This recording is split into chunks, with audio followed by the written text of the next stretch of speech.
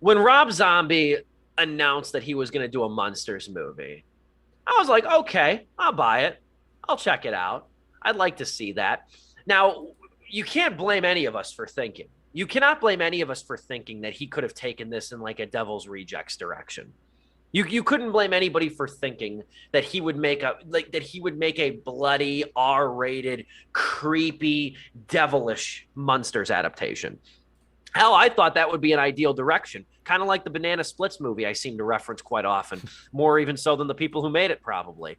I just think that the Munsters, I think that's one of the classic TV shows that, like, I could be wrong, but I don't think it has a very ardent fan base behind it. I don't think it's very beloved in a sort of cultural touchstone The way. Addams I think Family, it's kind of, yes. yes, the Addams Family, yes. But The not Addams the Family, Munsters. I would not make into an R-rated murder movie, or slasher movie. But the Munsters is like the goofier version. It's one of those shows that you catch on TV Land or MeTV every now and then, watch an episode, laugh, chuckle a couple times, roll your eyes, and move on with your day. I thought it could have been a good R-rated movie. Well, Rob Zombie came out pretty quickly after he announced, and he said, and I quote, "For those of you speculating, wondering, and assuming that the Munsters would be dirty, violent, and nasty, well, you are wrong. The film is rated PG." And so I was like, okay, he's a big Munsters fan. He wants to make a loyal adaptation. I can't fault the guy. We love what we love. I'm like, okay, I'll still watch it. You know, Rob Zombie, even for a PG rating, it might actually be kind of interesting. Well, then the trailer dropped. And keep in mind, I hate to worry people, but keep in mind they usually put the best stuff in the trailer. Just think about that when you watch the Munsters trailer. Yeah, it's not a promising trailer. It doesn't look like a promising production at all. I didn't expect this thing to have a $50 million budget, and Rob Zombie's made damn clear that it's nowhere close. But this thing looks cheap. It looks choppy. It looks like I don't know. I'm not an expert on the technical aspects of movies. I'm really not. But I almost think that they shot this with like a TV frame rate because it moves like an episode of the show. I can feel that. I know what you're talking about. It does go into like the frame rates and maybe the kind of camera that they use and the lighting. Like, I have a hell of a time explaining it, but like it's like that soap opera effect when you see on new TVs at this soap opera effect. You can't explain it, but you know it when you see it. There are good YouTube essays that go, or like, you know, videos that go into like why movies feel like movies and why TV feels like TV, and et cetera, et cetera. And I need to go to school and watch one. That's what I need to do. that I might make a post-it note and do because I'm legit curious. But moreover, though. So after seeing the trailer and sending it to these two gentlemen, Joe and Dom, where we had a field day during working hours talking about this thing in the group chat, I want to say this, though. I should have known this going in before this trailer even dropped. I'll tell you right now why the Munsters looks like crap. I'll tell you right now. This is a co-production between Spook Show International Films, and here's the kicker, Universal 1440 Entertainment. Now, Universal 1440 Entertainment is a subsidiary / imprint of Universal Pictures. And when the Munsters was announced, I don't recall 1440 being part of the press release. I recall Universal Pictures being part of the press release. That was deliberate. Because nerds like me know Universal 1440 Entertainment is the direct-to-video label of Universal Pictures. Now, let me give you a little bit of insight. They've only been around for about 17 short years. Here's what Universal 1440 Entertainment is known for. Such sequels as The Scorpion King 3, The Scorpion King 4, about a half dozen Jarhead and Curious George movies, Kindergarten Cop 2, Bigger, Fatter, Liar. Can't tell you the demand for that movie. Bring It On, a worldwide #cheer smack. Woody Woodpecker. Death Race. Couple Death Race sequels in there, too. How High 2, the sequel to the Method Man and Redman stoner comedy. Backdraft 2, the sequel to the Kurt Russell drama action movie. An Inside Man sequel. This is the greatest fan fiction production company ever. Like, yes. Like if you liked a story, if you liked a really good movie, and if you for some reason you just weren't satisfied and you wanted more, but you know they just weren't ready to make a sequel, this is like fan fiction put to life, man. It's Yeah, great. that's a great way to put it. Benchwarmers 2, Breaking Balls, and a couple more for you. Undercover Brother 2. Let me be clear. When I say fan fiction, I'm not just saying the concept of fan fiction. It's like you took an author from fanfiction.net and gave them $5 million to make a 2-hour movie. And this is Universal 1440. This is Incredible. Universal 1440. And had I known when this movie was announced, had I known Universal 1440 was behind it, I would have told everybody that's as into movies as me, or at least half into movies as me, don't bother getting excited for this thing.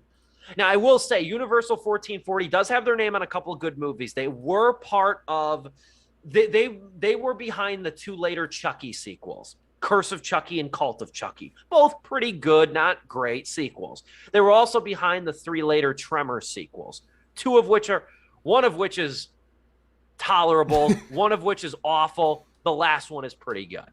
So they have put their name on some decent stuff. My whole conspiracy with Universal 1440, and then I'll get off this for a second, we'll go fixate on the Munsters, but my whole conspiracy with Universal 1440 is this. I think how a lot of these movies come to be, I don't think a writer sits down and says they're going to make a sequel to How High or friggin' Backdraft, the best firefighter movie ever made. I don't think anybody sits down thinking they're going to write Backdraft 2. What I think happens is they pull a lot of spec scripts. Sorry. Backdraft 2. Back to the draft. Sorry. My head just went there. Backdraft 2, draftier. Yeah, I think what they do is I think they pull a lot of spec scripts. I think, like, here's an example. Benchwarmers 2, Breaking Balls. One of the worst. I think that was the worst movie of 2020 that I reviewed. I think that was on my worst list, or my number 1 movie. I think, here's my thought behind it. Very general, oversimplified thought. I think somebody wrote a movie, a stupid baseball comedy called Breaking Balls. Universal bought it. Universal 1440 bought it, and they said, you know what? Nobody's going to buy a movie, a generic baseball comedy that looks like a Major League ripoff. Let's call it Benchwarmers 2 since we own the rights. Let's call it Benchwarmers 2 and sell a few more just for the curiosity element. And maybe we can get Chris Klein on board. It works. What the hell? It works. Bigger, Fatter Liars, another one. Was anybody clamoring for a 14-year belated sequel to Bigger, Fatter Liars starring Barry Bostwick? No. I think somebody wrote a generic family kid comedy. Universal 1440 bought it and knew it would sell better, a little bit better at least, if it was related to an existing property. So yeah, Universal 1440 is the company behind the Munsters, and that's all the reason I need to know not to get excited about it. I really wish I would have done the due diligence and found that out ahead of time, because then I wouldn't even bother to be being disappointed by the trailer, which admittedly is very poor. The trailer is very poor. What say you about it? It's man, the one good thing I have to say about this is that this is the production company that actually makes movies that are so bad it's not good, but rather makes for good content for other people. You know, it's not quite Tommy Wiseau The Room level, where Tommy Wiseau is trying really hard to make something genuine, and that's why his subsequent movies are not good, because he's trying to recreate that as opposed to trying earnestly. The swell of an ego now knows he can be as bad as his movies can be as bad as he can, and he has a legion of fans that'll follow him off a cliff. That's why he made those terrible Best Friend movies. Exactly. And the Munsters is not that, because you don't have someone with the passion. Well, actually, Rob Zombie might. So we'll see. Rob Zombie's got passion. He's got passion. And the thing about it is, like, he came out, and I don't want to say he lashed out. I think that's an oversimplification. I mean, it's social media. You're gonna look like that no matter what you do. But you know what? Like, it's funny. Like, he didn't address the negativity surrounding it. He addressed the budget rumors. I would, because it's like, where did you think I got $40 million? You know what the thing too, like, because he came out and said, how the hell did everyone get the idea that the Munsters cost $40 million? He said, if you add up the budget of Halloween 2, The Lords of Salem, 31, 3 from Hell, and the Munsters, it wouldn't even add up to $30 million. Here's the thing I about Rob Zombie, and I'm a Rob Zombie defender. He's one of the only metal artists I like, number one. And I've enjoyed more movies of his than I've not. I think he's a talented director. His style's not for everybody. I don't get why he's open to the vitriol that he is, though. I think the guy is a really talented craftsman. But here's the thing. Do people realize that Rob Zombie has not had a major motion picture wide release movie in over 10 years? His last one was H2 Halloween 2. The guy has not been commercial for years. Lords of Salem was a limited theatrical and video on demand so he's release. had projects, but they've just not had wide release. 31 was a one night only event. I saw that with my mother in theaters. That was a fun Thursday night.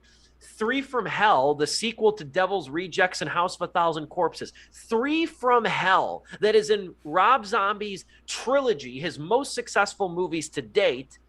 That was a one night only event. The guy hasn't been commercial in years. So I wasn't expecting a huge budget nor a huge release for this thing. I also find it confusing that, and I had to go back and look at this, multiple outlets months ago reported that this thing was coming to Peacock, that this thing was a Peacock production to be released in September. But Rob Zombie tweeted today and said also the movie was never going to theaters or Peacock or Paramount. It was always being made for Netflix, which is fine since it is the largest of the streaming services. Where did the Peacock news come from? We all read the same thing when it came out. All these news outlets reported that it was coming from Peacock. That wasn't a rogue Reddit rumor. That was from a lot of reputable sources in a press release. I think the press release, someone in the press release side messed that up. Or maybe there is some kind of back deal and that was accurate information at the time, and then back deal stuff. I have no idea. But I don't know. But that added a new wrinkle to this that doesn't make a lot of sense. Because it was revealed earlier this week that it's going to Netflix, and I sent you guys. I was like, I wonder if they offloaded it to Netflix due to the negative reception of the trailer. That's what it screamed to me. And I get that if you're Zombie, you're not going to admit that. I get that. But don't play like people were starting rumors about this thing coming to Peacock of all streaming services when that was what was being widely reported months ago. That was the bit of his response on social media, I'll call it that I thought was curious. I just want to say real quick, the quality of this video is actually, the trailer is actually bad. I'm on 1080p right now, and it's still bad. The quality has this warbliness to it. That's the best way I could describe it. And the sound mixing feels off too. Oh yeah, 100%. The sound mixing is off. And I wonder, I want to say part of it is because it's in color too. And we're also used to seeing the Munsters in black and white. So I think upgrading these characters to color was always going to be a little jarring compared to how we traditionally picture them and how we've always seen them. But there's some serious weirdness going on with the videography of this thing, because this thing looks cheap. Very cheap. There's a reason, this trailer reminded everyone, I think, of oh, this is why we have cliches. This is why we have technical cliches, why trailers are the way that they are. And I know we literally just got talking about, I got done railing on cliches, narrative cliches for When the Crawdads Sing. But yeah, dude, there's a reason why trailers are shot the way they're shot, why they highlight the way they highlight, they edit the way they edit, et cetera, et cetera. It's because it works. And when you don't do that, well, let me say this. When you don't do that and you just kind of meh about it, then this is what you get. Not to say that when a trailer breaks the mold in that way, then great. I'm not trying to clamp down on innovation here, but yeah, dude, this is. I mean, hey, if anything, it did a good job by being bad, because now we're all talking about it.